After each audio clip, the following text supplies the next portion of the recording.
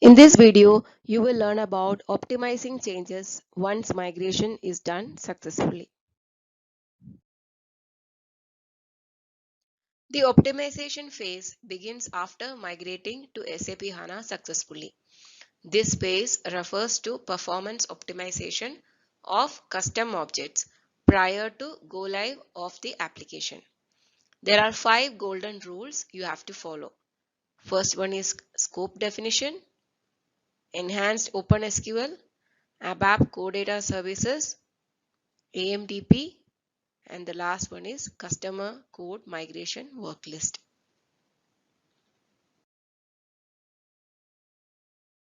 In OpenSQL also there are 5 golden rules in general for any database. Here you can see the changes required for HANA database as well. First rule, keep the result sets small. Don't retrieve rows from the database and discard them on the application server, and use where clause as specific as possible. For HANA database also this is applicable.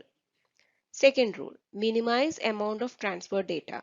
Use select with field list or use aggregate functions. For HANA, avoid selecting large number of columns. Third rule, minimize number of data transfers. Use joins or subqueries. For HANA, avoid nested select and prefer array operations. Fourth rule, minimize search overhead. Define and use appropriate secondary indexes, which makes data retrieval faster.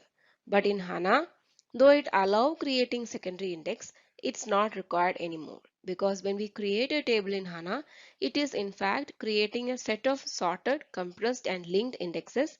As a result, secondary indexes almost never improve any performance. Fifth rule, keep load away from the database. Avoid redundant reading and use table buffering. For HANA, use code pushdown techniques.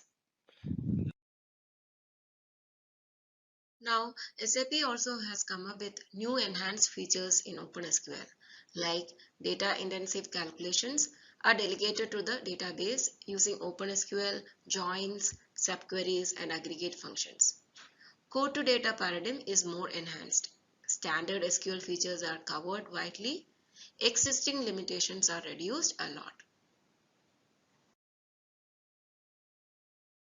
Scope definition. If the 5 golden rules have been applied, then required changes should be limited to database specific ABAP code and functional, which defines the scope of changes.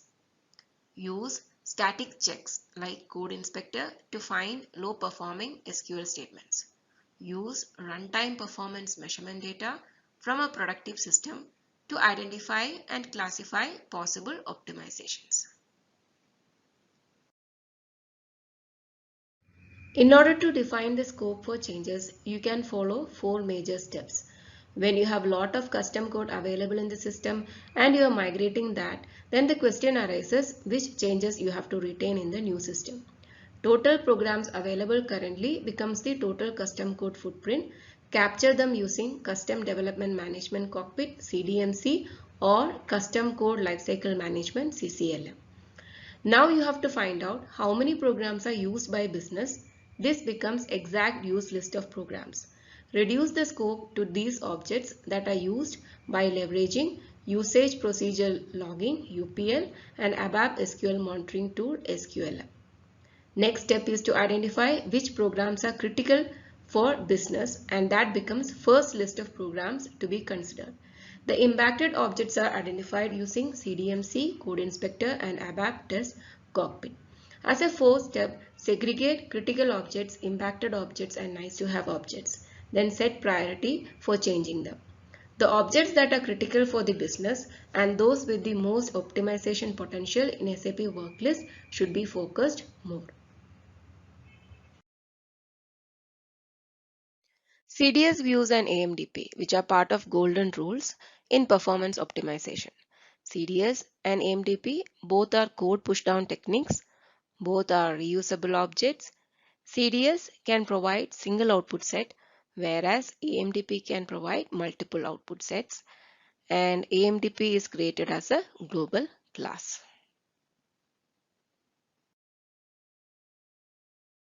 Here comes the end of part 4 video.